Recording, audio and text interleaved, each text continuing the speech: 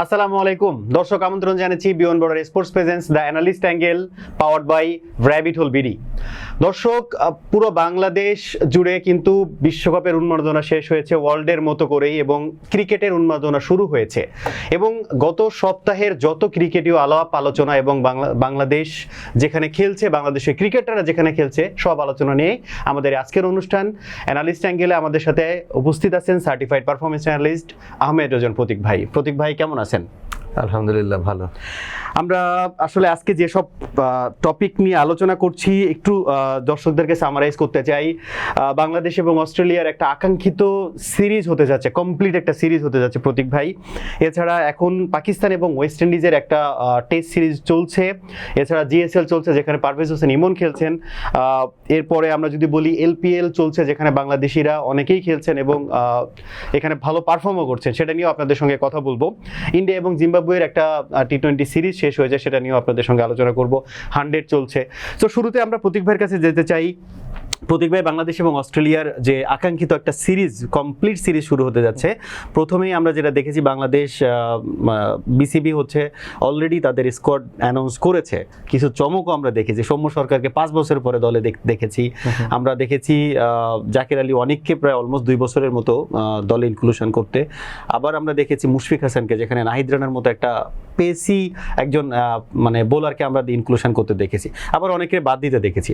এই যে স্কোয়াডটা অস্ট্রেলিয়ার মতো একটা দলের সাথে খেলার মতো কতটুকু কম্পিট করতে পারে, সেটা আপনার কাছে জানতে চাই। হ্যাঁ, বিষয়টাকে আমি 2 ভাগে ভাগ করে বলতে চাচ্ছি। তাহলে যে শুরুতে আমরা যে প্লেয়ারগুলোকে হারিয়েছি, এটা আমরা বিসিবি বলি, বাংলাদেশ টিম ম্যানেজমেন্ট বলি, এটা তাদের ব্যর্থতা। আর সেকেন্ড ফেজে যদি আসি, যে স্কোয়াডটা ঘোষণা করা হয়েছে, আমার মনে হয় অ্যাভেলেবেল যে রিসোর্স রয়েছে তার মধ্যে বেস্ট পসিবল স্কোয়াডটা আসলে দেওয়া হয়েছে। সো দুটো দিকই রয়েছে।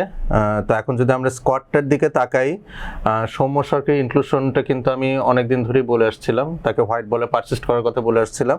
এবং পার্টিকুলারলি যেটা আমি সবসময় বলে থাকি, যে দ্রুত গতির বলগুলো সৌম্য সরকার খুব ভালো খেলেন। আর যেহেতু উনি বেশ লম্বা, যে ধরনের উইকেটে বাড়তি বাউন্স থাকে, আপনার square of the wicket shot খেলা বা আপনার হরাইজন্টাল ব্যাট শটগুলো, এগুলো সৌম্য সরকার কিন্তু খুব ভালো খেলতে পারেন। আমরা দেখেছি যে আমাদের যারা রেগুলার ওপেনার ছিলেন, মাহমুদুল হাসান জয়, সাদমান ইসলাম, তাদেরকে প্রায়োরিটি দেওয়ার মূল কারণ আমরা অনেকটা এটা অ্যাজিউম করে নিয়েছিলাম যে তারা টেকনিক্যালি সাউন্ড, যেটা আসলে টেস্ট ক্রিকেট ডিমান্ড করে, যে উইকেটে বেশি সময় টিকে থাকা, নতুন বলের শাইনটা সি অফ করা, যাতে পরবর্তীতে মিডল অর্ডার ব্যাটাররা যখন আসে খেলাটা যেন ইজিয়ার হয়। কিন্তু এই প্রচেষ্টা আমাদের 1 থেকে 1.5 বছর খুব বেশি ফ্রুটফুল হয়নি। আমরা আর্লি উইকেট লুজ করেছি এবং আমাদের মোরাললেস ব্যাটিংটা ওই মুশফিকুর রহিম, লিটন দাস থেকে স্টার্ট করতে হয়েছে। পরবর্তীতে মেহেদী হাসান মিরাজ ক্যারি করে মোটামুটি একটা রেসপেক্টেবল টোটাল দাঁড় করানো এই প্রসেসে চলেছে। তো আপনি দেখবেন এই সিরিজে লিটন দাসও নেই। সো আমাদের ব্যাটিংটাও বেশ ভঙ্গুর মনে হচ্ছে। তো টপ অফ দি অর্ডার যদি দ্রুত কিছু রান করে দেওয়া যায়, রাদার দেন উইকেটে সার্ভাইভ করার ইনস্টিংটা থেকে, কারণ আপনি দেখবেন যে অস্ট্রেলিয়ার যে উইকেটগুলো রয়েছে, এখানে আপনি ইংল্যান্ডের কথা বলেন, ইন্ডিয়া, সাউথ আফ্রিকা যারা ট্যুর করে, তাদেরও কিন্তু উইকেটে সার্ভাইভ করাটা মুশকিল হয়ে যায়। একটু মেরে খেলতে পারলে ভালো। কারণ হচ্ছে যদি বলি পার ওভারে 4 করে একটা এভারেজ এরকম রান হয়, এবং চতুর্থ বা পঞ্চম দিন পর্যন্ত ম্যাচও খুব কম যায়। তো সেই ক্ষেত্রে এটা খুবই দুর্দান্ত সিদ্ধান্ত, এবং আমি এক্সপেক্ট করছি যে সৌম্য সরকার এবং তানজিদ হাসান তামিম, তারা দুজন আসলে ওপেন করবেন। এবং যদি একটা ব্রিস্ক স্টার্ট 80 to 100 রানের দেওয়া যায়, আমার মনে হয় সেখান থেকে আমাদের মিডল অর্ডারে যারা ব্যাটার রয়েছেন, মুমিনুল হক, মুশফিকুর রহিম, তারা আসলে এটাকে ভালো মতো ফিনিশ অফ করতে পারবেন। জাকির আলীর ক্ষেত্রে আসি, দেখেন আমরা আসলে যখন কোনো একজন প্লেয়ার একটা ফর্মেটে খারাপ করে, তখন তার আমরা সবকিছুই খারাপ দেখে থাকি। আমি জাকির আলী অনেকের 2টো ইনিংসের কথা বলবো। একটা সাউথ আফ্রিকার বিরুদ্ধে মিরপুর টেস্টে সেকেন্ড ইনিংসে মেহেদী হাসান মিরাজ এবং নাইম হাসান দুজনের সাথে দুর্দান্ত 2টি পার্টনারশিপ ছিল, যেটার বদলতে আমরা ইনিংস ডিফিট তো এড়িয়েছি, সাউথ আফ্রিকাকে কিন্তু একটা ট্রিকি টার্গেট আমরা চেস করতেও দিতে পেরেছিলাম। এবং উইন্ডিজের মাঠে থার্ড ইনিংসে জাকির আলী অনেক দুর্দান্ত একটা ইনিংস খেলেন, যেটার ফলশ্রুতিতে কিন্তু আমরা ম্যাচটা বের করতে পেরেছিলাম 50-তে। যদিও পরবর্তীতে নাহিদ রানা ভালো বোলিং করেছিলেন, বাট প্ল্যাটফর্মটা জাকির আলী অনেক সেট করে দিতে পেরেছিলেন। এবং যেহেতু টেইলকে সাথে নিয়ে ব্যাট করার মতো একজন ব্যাটারকে আমাদের দরকার, যেহেতু লিটন দাস নেই, উনি কিন্তু এই কাজটা দুর্দান্ত করতেন, টেইলকে সাথে নিয়ে ব্যাট করা। জাকির আলী অনেকেও কিন্তু এই 2টো ইনস্ট্যান্সে টেইলকে সাথে নিয়ে ভালো ব্যাটিং করেছেন। তো আমার মনে হয় লিটন দাস তো আসলে ইররিপ্লেসেবল। রাইট নাও ওয়ার্ল্ড ক্রিকেটে যে কজন উইকেট কিপার ব্যাটার রয়েছেন, তাদের মধ্যে ওয়ান অফ দ্য বেস্ট উনি। তো জাকির আলী অনেক একদম লাইক টু লাইক রিপ্লেসমেন্ট না হলেও যে পারপাসটা লিটন দাস সার্ভ করেন, আমার মনে হয় সেটা অনেকাংশে জাকির আলী অনেক করতে পারবেন। এখন ফাস্ট বোলিং এর ক্ষেত্রে আসি, হাসান মাহমুদ এবং তাসকিন আহমেদ আমার মনে হয় ওনারা দুজন অটো চয়েস, কিন্তু দুশ্চিন্তার জায়গায় দুজনের ক্ষেত্রেই রয়েছেন। হাসান মাহমুদ অনেকদিন পর ইন্টারন্যাশনাল ক্রিকেটে কামব্যাক করছেন, যদিও কাউন্টি ক্রিকেটে ভালো করেছেন কেন্টের হয়ে, বাট ইন্টারন্যাশনাল ক্রিকেট অনেক ডিফারেন্ট এবং ইংলিশ কন্ডিশন এবং অস্ট্রেলিয়ান কন্ডিশনটা অনেক ডিফারেন্ট। এখানে আপনার লেন্থ ডিফারেন্ট হতে হবে, আপনার ইংলিশ কন্ডিশনে যেমন ল্যাটারাল মুভমেন্ট থাকে, অজি কন্ডিশনে তেমনটা থাকবে না। আপনি অ্যাশেজে দেখে থাকবেন, ইংল্যান্ড যেবার অ্যাশেজটা জিতে অনেক দিন পর ইংল্যান্ডের মাটিতে, যেখানে ম্যাথিউ হগার্ট ছিলেন, সাইমন জোন্স ছিলেন, অস্ট্রেলিয়া কোন জায়গাটাতে স্ট্রাগল করেছিল, যেখানে ল্যাটারাল মুভমেন্ট বেশি ছিল। অস্ট্রেলিয়া কিন্তু পেসে ওইভাবে ডিফিট হয়নি, সেখানে কিন্তু স্টিভ হার্মিসন খুব বেশি লিথাল ছিল না, অস্ট্রেলিয়াকে ভুগিয়েছিল ম্যাথিউ হগার্ট এবং সাইমন জোন্স। তো হাসান মাহমুদ কিন্তু ইংলিশ কন্ডিশনের জন্য খুব ভালো বোলার, যেহেতু swing dependent bowler, but Aussie condition উনি কেমন করবেন এটা একটা প্রশ্নের জায়গা থেকে যাচ্ছে আমার পক্ষ থেকে। তাসকিন আহমেদ যদি তাকে ফুল রিদমে পাওয়া যায়, উনি আসলে আমাদের মূল অস্ত্র হতে যাচ্ছেন, বাট রাইট নাও তার পেসটাও কিন্তু একটু কম দেখতে পাচ্ছি। সেই জন্য শরীফুল ইসলাম এবং নাহিদ রানা এদের দুজনকে আমাদের আসলেই খুব দরকার ছিল, কজ তারা কিন্তু 140 ক্লিকস রেগুলার বেসিসে বল করতে পারেন। নাহিদ রানা তো 150 টাচ করছেন, বাট শরীফুল ইসলাম অ্যারাউন্ড 138 139 এরকম গতিতে কিন্তু নিয়মিত বল করতে পারেন। তো সেই জায়গায় আমার মনে হয় টিম ম্যানেজমেন্ট একটা চমক হিসেবে মুশফিক হাসানকে ইনক্লুড করেছে। জানি না উনি কোনো টেস্ট ম্যাচে সুযোগ পাবেন কিনা, বাট যদি খেলিয়ে দেওয়া হয় এটাকে কিন্তু আমি বেশ পজিটিভলি দেখব। আমরা আশা করি যে হয়তো এটা একটা ভালো ফলাফল এনে দিতেও পারে। বাট আমার একটা জিনিসের আপনার কাছে জানতে চাওয়া, আমরা তাহিদ হৃদয়কে কিন্তু আমরা ট্রায়াল করেছি, তাকে কি একটু সুযোগ দেওয়া যেত কিনা? 2 নম্বর হচ্ছে অঙ্কনকেও কিন্তু আমরা অনেক দিন ক্যারি করেছি, এইখানে জাকির আলী অনেকের জায়গায় কি অঙ্কনকে রেখে আরো কিছুদিন তাকে সুযোগ দেওয়া যেত কিনা? সে কিন্তু আসলে ওইভাবে ম্যাচও পায়নি আমার যতদূর স্ট্যাটিস্টিক্স বলে আর কি মনে হয়। এই দুইটা চেঞ্জের ক্ষেত্রে আমার একটু জাস্ট জানার আগ্রহ যে আসলে এটা আরেকটু বেটার হতে পারতো কিনা, তাদেরকে একটু সুযোগ দেওয়া যেত কিনা। দেখেন, আপনাকে অনেক ক্ষেত্রে ডিসিশন নিতে হয় অপোনেন্টে বোলার কারা রয়েছেন। অস্ট্রেলিয়ান পেসারকে যদি আপনি দেখেন, স্কট বোল্যান্ড, উনি খুব persistent line and length maintain করে বল করে থাকেন, বলে কিন্তু খুব বেশি গতি নেই। তো সেই ক্ষেত্রে আপনি যদি কনভেনশনাল ক্রিকেট শট খেলেন, যেটা হচ্ছে আপনার on drive, of drive, front foot defence, এগুলোতে কিন্তু আপনার নিক করার টেন্ডেন্সি অনেক বেশি থাকে। সেই জন্য আমি শুধুমাত্র অঙ্কনকে কেন দলে রাখা হয়নি সেটা বলছি না, হয়তো অমিত হাসানও সুযোগ পাবেন না এর জন্য মেইন স্কোয়াডে। জাকির আলী অনেককে নেওয়ার মূল কারণ উনি কিছু আনঅর্থোডক্স শট খেলতে পারেন, কিছু ইমপ্রোভাইজ শট খেলতে পারেন, যেটা বোলারের লেন্থটাকে আনসেটেলড করে দিতে পারে। তো সেই ক্ষেত্রে আমার মনে হয় দুইজনের থেকে জাকির আলী অনেক বেশ ভালো অপশন। এবং আমি এই যে শুরুতে এই কথাটাই বলছিলাম যে আমাদের যে অ্যাভেলেবেল রিসোর্স রয়েছে এবং অস্ট্রেলিয়ার যে স্কোয়াডটা রয়েছে, এটাকে কাউন্টার করার জন্য আমরা বেস্ট পসিবল স্কোয়াডটাই হয়তো দিয়েছি। আমরা একটা ভালো কিছু চিন্তা করছি এবং এটা নিয়ে কিন্তু আসলে কিছু জায়গাতে নাহিদ রানার আনঅ্যাভেলেবিলিটি নিয়েও কিন্তু আসলে নির্বাচকরা সরিও বলেছেন যে আসলে এটা আমাদের অস্ট্রেলিয়ার জন্য হয়তো আমাদের আরেকটু বেটার প্ল্যান করলে হয়তো নাহিদ রানা এটা আসলে সব কথার সরি তো আসলে অ্যাকসেপ্টেবল না। আপনি যখন অনেক বড় অপরাধ করবেন, এটা সরি আমরা কতটা মঞ্জুর করব, দেশের সাধারণ মানুষ আসলে বিষয়টাকে কিভাবে নিবে, এটা ধরেন আমার মতো সাধারণ মানুষ লাস্ট 6 মাস ধরে বলে আসছে আমি যে তাকে একটু কম খেলানো হোক। সামনে নট অনলি অস্ট্রেলিয়া সিরিজ, যদি ইন্ডিয়া ট্যুর করতে আসে এই সিরিজটা ক্রুশিয়াল হবে এবং একটা বোলার ইনজুরি থেকে ব্যাক করাটাই মূল কথা না, এসে সেই রিদেমটা ফেরত পাওয়া অবশ্যই এটাও একটা ইস্যু, ওই ফর্মটা ফিরে পাওয়া খুব কষ্টকর। তো এইটা আসলে ক্ষমার অযোগ্য বিষয়। মানে যেহেতু সরির প্রসঙ্গটা আসলো, যে লসটা হয়েছে not only in terms of Nahid Rana, সাথে শরীফুল ইসলাম এবং লিটন দাসের ইনজুরিটা নিয়েও কিন্তু আমরা অনেক খেলাফেলা করতে দেখেছি। তো দেখেন, ব্যাটিং এ লিটন দাস এবং বোলিং এ নাহিদ রানা, এই দুইজন না থাকাতে এই দুইজনই কিন্তু আমরা বিগত যতগুলো সিরিজ জিতেছি এই দুইজনের কন্ট্রিবিউশনই জিতেছি মোরাললেস।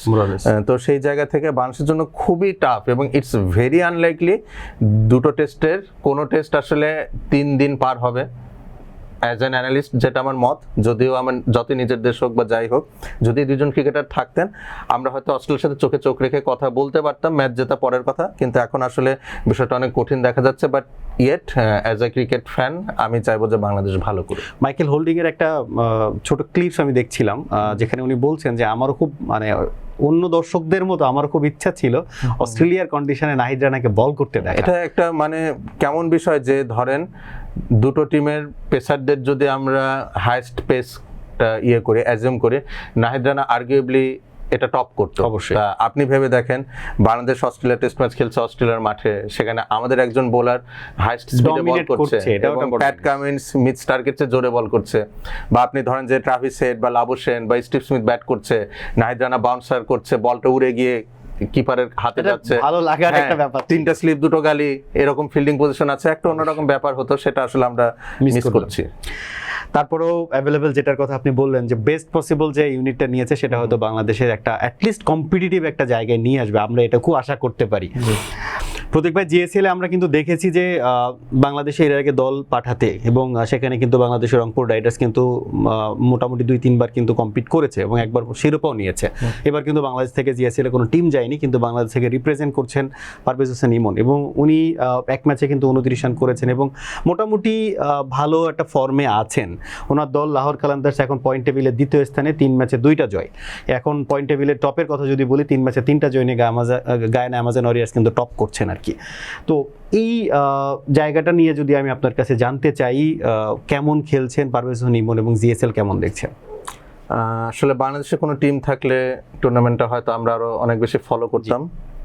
রংপুর রাইডার্স লাস্ট 2টো আসর খেলেছে, প্রথম আসরে তো শিরোপা আমরা জয়লাভ করেছি, সেকেন্ড আসরে আমরা রানার্স আপ হয়েছি। সো বাংলাদেশের কিন্তু একটা ভালো পজিশন রয়েছে এই টুর্নামেন্টটাতে এবং অনেকটা প্রতীকী অর্থে বলতে গেলেও এবার লাহোর কালান্দার্স কিন্তু বেশ ভালো করছে এবং সেখানে Parvez Hossain Emon crucial role play করছেন। 3 ম্যাচে 71 রান এবং Shamim Hossain Patwary is expected to join Lahore Qalandars. So সেখানে বাংলাদেশের রিপ্রেজেন্টেশনটা আরও বাড়বে। এখন যদি আমরা টিম ওয়াইজ কথা বলি, দেখেন পার্থ স্কচার্সের একটা দল এখানে এসেছে, বাট এটা মেয়ারলি পার্থ স্কচার্সের মেইন টিম। এখানে আপনি দেখবেন যে একাডেমি প্লেয়ার কিছু রয়েছে বা ইরেগুলার যারা বিবিএল এ থাকেন সেই প্লেয়ারগুলো রয়েছেন। আপনি এখানে দেখবেন জশ ইংলিশ নেই, এখানে কুপার কনলি নেই। সো বেশ কিছু কি প্লেয়ার আসলে মিসিং রয়েছে এবং উসমান খান খেলছেন পার্থের হয়ে, আন্দ্রে ফ্লেচার রয়েছেন পার্থের হয়ে। তো এইখানে আমার মনে হয় পার্থের যে সুনামটা রয়েছে বিবিএল এ, ওই জিনিসটা আসলে ক্যারি ফরওয়ার্ড করতে তারা পারেনি। হ্যাঁ, এবং হোবার্ট হারিকেন্সেরও কিন্তু আমরা একই রকমের অবস্থা দেখেছিলাম লাস্টবার যারা খেলেছিলেন, সেখানে মিচওয়েন থেকে শুরু করে বেশ কিছু কি প্লেয়ার আসলে মিসিং ছিল। তো অস্ট্রেলিয়া বা বিবিএল জিএসএল একটা টিম পাঠাচ্ছে, বাট আমার মনে হয় টুর্নামেন্টটা আর আকর্ষণীয় হতো যদি এটা তাদের মেইন স্ট্রেংথ স্কোয়াডটা থাকতো, অনেক বেটার হতো।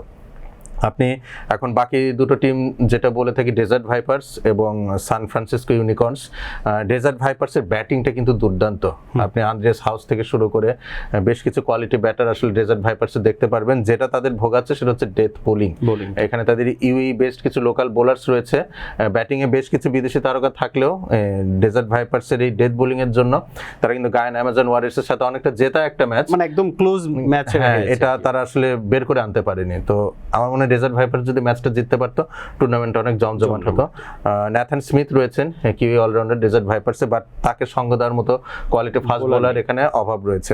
তো আপনি যদি এখন স্কোয়াডের কথা দেখেন, এই সান ফ্রান্সিসকো ইউনিকর্নসও কিন্তু অনেকটা ব্যাটিং নির্ভরই টিম। আপনি সেখানে হাসান খানের কথা বলতে পারেন, সঞ্জয় কৃষ্ণমূর্তির কথা বলতে পারেন, প্রিটোরিয়াস রয়েছেন, হাম্মাদ আজম রয়েছেন, তারা সবাই অ্যাজ এ ব্যাটিং ইউনিট ভালো করছে, কিন্তু ইয়েট এই যে বোলিংটা ভোগাচ্ছে। সো 5টি টিম যারা রয়েছে তাদের মধ্যে ইউই এবং ইউএসএ বেস্ট যে 2টো টিম, সান ফ্রান্সিসকো ইউনিকর্নস এবং ডেজার্ট ভাইপার্স, তাদের বোলিংটার জন্য আমার মনে হয় যে তাদের আসলে ফাইনাল খেলাটা কঠিন হয়ে যাবে। আলটিমেটলি গায়ানা অ্যামাজন ওয়ারিয়ার্স এবং লাহোর কালান্দার্সে আসলে টুর্নামেন্টটা খেলবে এবং Guyana Amazon warriors in terms of player capability আসলে যোজন ব্যবধানে এগিয়ে, সেটা কিন্তু আপনি লাহোর আর গায়ানা অ্যামাজন ওয়ারিয়ার্সের ম্যাচটা দেখলে বুঝতে পারবেন। এখানে রংপুর রাইডার্স যদি এবারই রিপ্রেজেন্ট করতে পারতো, আমার মনে হয় এক্ষেত্রে একটা বেটার ফাইট গায়ানাকে তারা দিতে সক্ষম হতো। এখন আমার মনে হচ্ছে ফাইনালটি 2 দলের মধ্যে হবে এবং গায়ানা হয়তো দ্বিতীয়বারের মতো জিএসএল এর শিরোপাটা নিতে যাচ্ছে। আমরা আসলে শিরোপা যাই হোক, খেলাটা ভালো হোক এবং আমাদের রিপ্রেজেন্ট যিনি করছেন পারভেজ হোসেন ইমন, ওনার আরো বেশি ম্যাচ পাক এবং উনি আরো ভালো ব্যাটিং করুক, এটা হচ্ছে আমাদের। এবং আমি এক্সপেক্ট করব যে মিডল অর্ডারে যখন থেকে পারভেজ হোসেন ইমন নিয়মিত ব্যাট করছেন, ফাস্ট বোলিং এর বিরুদ্ধে তার উইকনেসটা কিন্তু একটু স্পষ্ট হচ্ছে। যদিও লাস্ট যে ম্যাচটা ছিল সেখানে উনি দুর্দান্ত 2টো শট খেলেছেন এগেইনস্ট ফাস্ট বোলার্স। একটা লং অনের মাথার উপর দিয়ে একটা শর্টার লেন ডেলিভারি, ফ্রন্ট ফুটে এই শটটা উনি কিভাবে এক্সিকিউট করলেন, এটা এক্সিকিউট করতে কিন্তু স্কিল লাগে। সো কোয়ালিটি ফাস্ট বোলিং এর এগেইনস্টে উনি স্কোর করতে পারেন, এটা উনি প্রমাণ দিয়েছেন। কিছু শট দেখলে আসলে বোঝা যায় যে এটা সকলের পক্ষে খেলা সম্ভব না, হ্যাঁ, কিন্তু ওনাকে আসলে একটু কাজ করতে হবে। আমার মনে হয় সেই ক্ষেত্রে উনি একটা কমপ্লিট প্যাকেজ হিসেবে আবির্ভূত হবেন। কজ এখন অনেক আনঅর্থোডক্স খেলা হয়, আপনি পাওয়ার প্লে শুরুতে যে শুধু ফাস্ট বোলার বোলিং করবে, মিড ওভার্সে শুধু স্পিনাররা করবে এমন নয়। যখন আসলে পারভেজ হোসেন ইমন আসছেন, তাকে আসলে যেই রোলটার জন্য সেট করা হয়েছিল যে স্পিনারকে চার্জ করা, ওটা উনি ভালো করতে পারছেন, কিন্তু অপোনেন্টও তো আসলে এখন স্টাডি করে। পারভেজ হোসেন ইমন মিডল ওভারে আসলো, একজন ফাস্ট বোলারকে কাজ করলে তাকে এক অবশ্যই পাশ থেকে আসলে চালু করে দেওয়া হয় এবং তার উইকেটটা কিন্তু নিয়ে নেওয়া যাচ্ছে। সো এই জায়গাটা কাজ করতে পারলে আমাদের ন্যাশনাল সার্কিট অনেক লাভবান হবে। হোপফুলি তিনি এটা নিয়ে কাজ করবেন এবং আশা করি তিনি এই টুর্নামেন্টেও ভালো কিছু আমাদেরকে দিতে পারবেন। প্রতীক ভাই, আমরা একটা টেস্ট দেখলাম শেষ পাকিস্তান ওয়েস্ট ইন্ডিজের, এবং এটা হয়তো হরহামেশা হয় না, এবং গতকালকে আমি টেস্ট নিয়ে কথা বলার আগে যেটা বলতে চাই, পাকিস্তানে যখন 9 উইকেট তখন আমরা দেখলাম যে জেডেন সিলস একটা বলকে খুব ইজিলি যেতে দিলেন, এবং কমেন্টেটররা বলছিলেন যে সামহাও এটা হচ্ছে আসলে ক্রিকেটীয় স্বভাবজাত অ্যাটিটিউড না, যে ঠিক আছে আমি বলটাকে ইজিলি না, ইচ্ছা করে উনি সামহাও মনে হলো যে বাউন্ডারি বার করে দেয়া।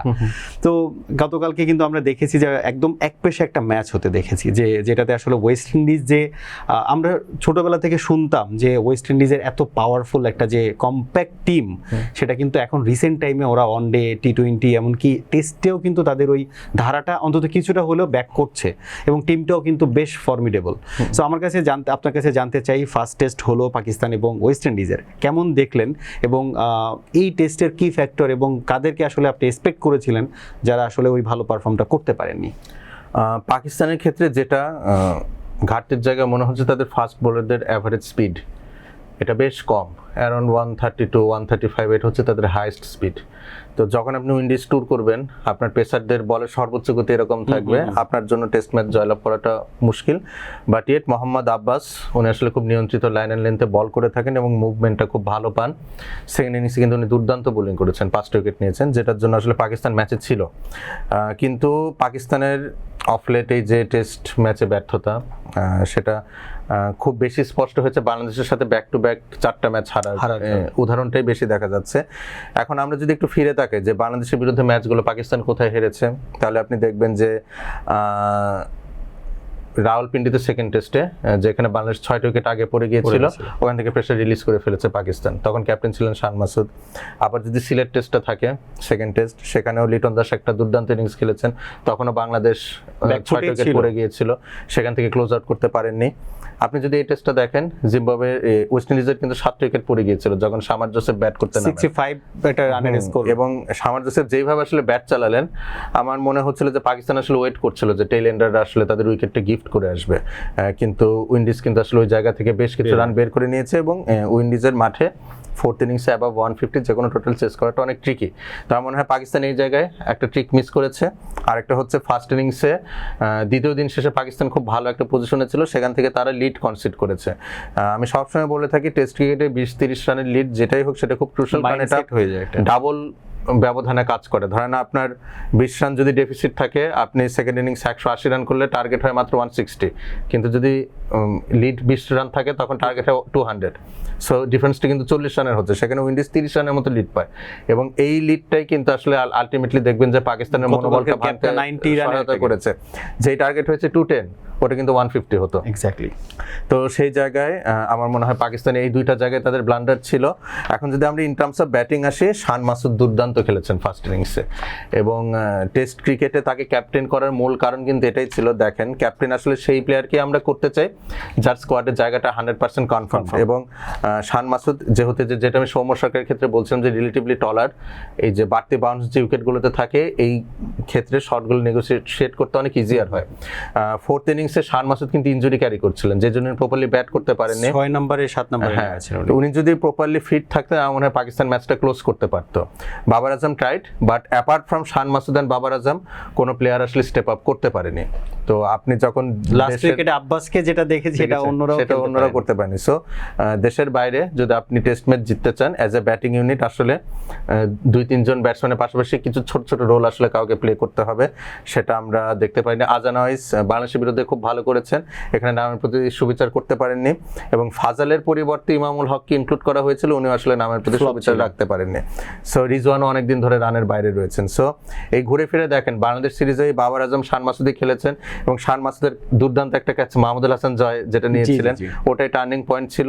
এবং এই ম্যাচে শান মাসুদের ইনজুরি আমার মনে হয় এটা তৃতীয় একটা পয়েন্ট যে ভ্যারিয়েবলের জন্য আসলে পাকিস্তান এখানে। আমার কাছে ওই যে আপনি যে ওয়ার্ডটা ইউজ করেন লাইক টু লাইক, এই ওয়ার্ডটার সাথে আমি যদি একটু কম্পেয়ার করি, ওয়েস্ট ইন্ডিজের মানে যে বোলিং কিংবা ব্যাটিং অলরাউন্ডার যাকেই আমরা বলি না কেন, এইখানটাতে আমার কাছে কেন জানি মনে হয়েছে যে আমরা আমির জামালকে দেখেছি এবং গ্রিভসকে দেখেছি, এই দুইজন কিন্তু সেম রোল বা প্লে করেন দুই টিমেরই। সো ফার্স্ট ইনিংসে 5 উইকেট নিলেন গ্রিভস এবং ব্যাটিংয়েও কিন্তু উনি ভালো করেছেন, সেটা কিন্তু আমরা একদম টোটালি যদি বলি মিসিং পেয়েছি হচ্ছে আমির জামালের কাছ থেকে। এটাও কি কোনো একটা বড় রিজন হতে পারে? হতে পারে, তবে আমি বললাম যে যেই ফ্যাক্টরগুলো আমি উল্লেখ করলাম ওটা যদি আসলে পাকিস্তান মেলাতে পারতো সমীকরণ, এটা হয়তো অত বড় ইস্যু হয়ে দাঁড়াতো না। গ্রিভস কিন্তু খুব বড় ইনিংসও খেলতে পারেনি, বাট বোলিং হাতে দুর্দান্ত ছিলেন। এবং এই জায়গায় আমি আরেকটা কথা বলতে চাই, ওয়েস্ট ইন্ডিজ টিম ম্যানেজমেন্ট আমার মনে হয় তার এই ডিসিশনটা নিলে বেটার হবে যদি তারা রস্টন চেসকে গ্রিভসের ওপরে ব্যাট করে। আমার মনে হয় চেস যখন ব্যাট করতে আসছেন টেইলটা এক পাশ থেকে এক্সপোজড হয়ে যাচ্ছেন, বাট চেস কিন্তু ওরকম মেরে খেলার মতো প্লেয়ার না, লং হ্যান্ডেলে ব্যাটিং করেন না। হ্যাঁ, সো একটু লম্বা সময় উনি ব্যাট করবেন। আপনি দেখবেন যে রান করতে যে ডিসমিসালটা হয়েছিল রস্টন চেসের আউটসাইড অফ স্ট্যাম্প ডেলিভারি, উনি একদম অ্যাওয়ে ফ্রম দ্য বডি গিয়ে ড্রাইভ করলেন, এটা আসলে তার ম্যাচ না বা তার খেলার ধরন না, কিন্তু ওই মোমেন্টে ওটা ডিজার্ভ করছিল। বাট ওই ক্যারেক্টারটি কিন্তু গ্রিভস খুব ভালো প্লে করতে পারেন, একটু চালিয়ে খেলা। তা আমার মনে হয় পরবর্তী টেস্টে যদি এই পজিশনটা একটু শাফেল করা হয় গ্রিভস আর চেসের মধ্যে, আমার মনে হয় সেটাও ভালো হবে। এবং আমির জামালের প্রসঙ্গে আসি, ইজ আ পোটেনশিয়াল অলরাউন্ডার, কারণ অস্ট্রেলিয়ার বিরুদ্ধে ব্রিসবেনে তার একটা দুর্দান্ত ইনিংস রয়েছে ব্যাট হাতে, সেই জায়গা থেকেই আসলে পাকিস্তান তাকে খেলিয়েছে। এবং পাকিস্তানের রাইট নাও দুইজনই আসলে ফাস্ট বোলিং অলরাউন্ডার রয়েছে, একজন ফাহিম আশরাফ, একজন আমির জামাল। তো এর বাইরে আসলে খুব বেশি অপশনও তাদের নেই। সো ঘুরিয়ে ফিরে দুজনকে খেলাতে হবে। মেবি ফাহিম আশরাফ ইনজুর্ড, সেই জন্য আমির জামালকে সুযোগ দেওয়া হয়েছে। আশা করি পরবর্তী ম্যাচে উনি ভালো করবেন, but it would be tough, cause এই যে বলের মুভমেন্টটা থাকে সেটার সাথে অ্যাডজাস্ট করতে পাকিস্তানি ব্যাটাররা যারা স্বীকৃত ব্যাটার তারাই অনেক স্ট্রাগল করেছেন। সেখানে আমির জামাল কতটুকু কি করতে পারবেন এটাও কিন্তু একটা প্রশ্নের জায়গা থাকছে। দর্শক, লঙ্কান প্রিমিয়ার লিগ চলছে এবং এখানে কিন্তু বাংলাদেশের অনেক প্লেয়ার এখানে খেলছেন এবং শুধু খেলছেন না, তারা ভালো পারফর্মও করছেন। আমরা প্রত্যেকবার কাছে জানতে চাইবো এলপিএল কেমন দেখছেন এবং বাংলাদেশে যারা এখানে পার্টিসিপেট করছেন তাদের পারফরমেন্স এবং ওভারঅল কেমন এলপিএল যাচ্ছে বলেন। বাংলাদেশে প্লেয়াররা বেশ ভালো পারফর্ম করছেন। আপনি যদি সোহানের কথা বলেন, তাহিদ হৃদয়ের কথা বলেন, হাসান মাহমুদ, তাদের পারফরমেন্স আসলে খুবই ভালো ছিল। সাকিব আল হাসান বল হাতে ভালো করছেন, বাট ব্যাট হাতে অ্যাডিকুয়েট চান্স আসলে উনি পাচ্ছেন না। ইনফ্যাক্ট আসলে সাকিব আল হাসানের রাইট না ব্যাটিং ফর্মের কথা চিন্তা করে অনেক নিচে আসলে তাকে নামানো হচ্ছে। টি-20 ক্রিকেটে এই পজিশনে আপনি খুব বেশি ব্যাট করার সুযোগ পাবেন না।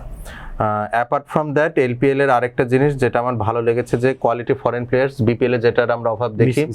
আপনি যদি দেখেন কিছু প্লেয়ার্স রয়েছে, লিজার্ড উইলিয়ামস সাউথ আফ্রিকার, Shaheen Shah Afridi from Pakistan, Ben McDermott from Australia, এই টাইপের প্লেয়াররা ফুল টাইম খেলছে এলপিএল এ। আমরা যেটা করি যে প্লে অফে এসে ওই ম্যাচের জন্য স্যাম বিলিংস, মঈন আলী এরকম কিছু প্লেয়ার নিয়ে এসে আসলে আমাদের টুর্নামেন্টটা ক্লোজ আউট করার চেষ্টা করি। তো এলপিএল থেকে যদি আমরা এই জিনিসটা শিক্ষা নিতে পারি যে কিছু কোয়ালিটি ফরেনার্স আনা, এবং আপনি দেখবেন যে বিজয় শঙ্কর এবং পীয়ূষ চাওলাও কিন্তু খেলছেন। বিজয় শঙ্কর রিসেন্টলি রিটায়ারমেন্ট ঘোষণা করেছেন, বাট ইয়েট এই যে ইন্ডিয়ান প্লেয়ারের উপস্থিতি কিন্তু টুর্নামেন্টের রংটা আরেকটু বাড়িয়ে দিয়েছে। তো এই দিক থেকে চিন্তা করলে এলপিএল এর আয়োজন আমার কাছে লাস্ট বিপিএল এর থেকে বেটার মনে হয়েছে। আর বাংলাদেশি প্লেয়ারদের পারফরমেন্স আসলে দুর্দান্ত। সোহান এবং তাহিদ হৃদয়ের ইনিংসটা পার্টিকুলারলি বলতে গেলে বেশ ভালো ছিল।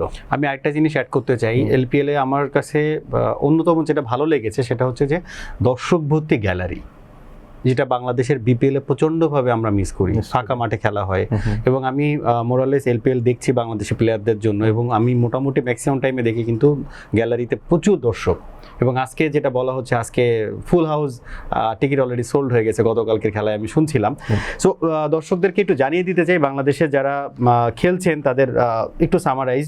নুরুল হাসান সোহান একটা ম্যাচ পেয়েছেন, উনি এক ম্যাচে 29 রান করেছেন, যেখানে আসলে যদি বলি যে উনি মানে 5টি চার 1টি ছক্কার মার ছিল ওনার।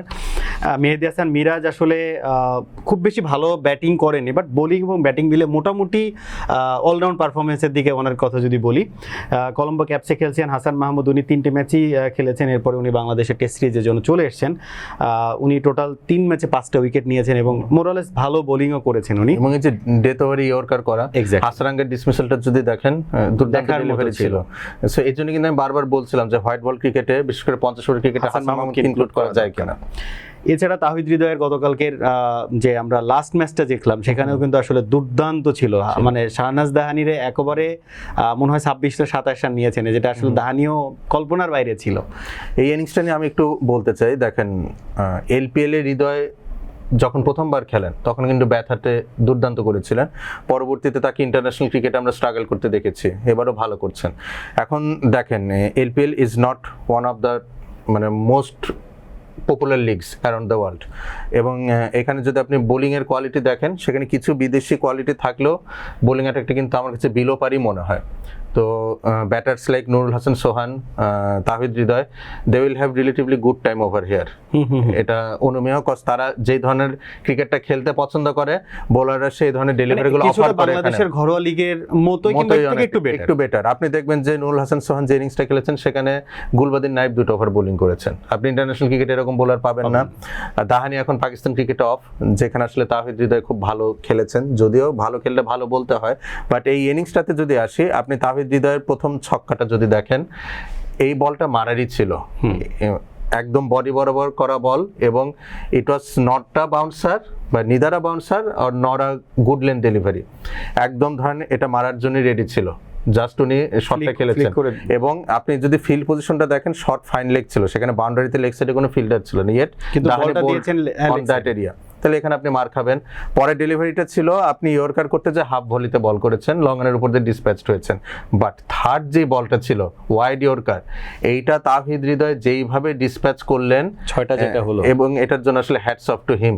মানে এই শট আমরা শান্ত আইপিএলে ইন্ডিয়ান ঘরোয়া কিছু ব্যাটারদের কাছ থেকে দেখে থাকি, একদম প্রপার এক্সিকিউশন যদি বলে থাকি, ব্লক হলে যে বল করাটা, এটা আপনি ধরেন ডিগ আউট করলেও হাইস্ট 1 বা 2 রান নিতে পারেন, কিন্তু সেখানে তাহিদ হৃদয় মাথার উপর দিয়ে স্কয়ার অফ দ্য বাউন্ডারি যেভাবে ডিসপ্যাচ করলেন, এটা কিন্তু আসলে প্রশংসার দাবি রাখে। সো উনি এটাতে একটা লাইফও পেয়েছিলেন এরপরে বলে। তো 3টা 6 আসলে হয়ে গিয়েছে, মোমেন্টাম শিফট হয়ে গেছে, এবং তাহিদ হৃদয়কে নামানোই হয়েছিল সবার শেষে। 8 বলে 31 রান করেছেন সম্ভবত, বলই পেয়েছেন কয়টা, তার মধ্যে প্রথম 3টা বলে 6 মেরেছেন। সো জিনিসটা আপনাকে ওভাবে দেখতে হবে, প্রথম যে 2টো 6 হলো, ইন্টারন্যাশনাল ক্রিকেট আপনি এরকম লেন্থে বল পাবেন না।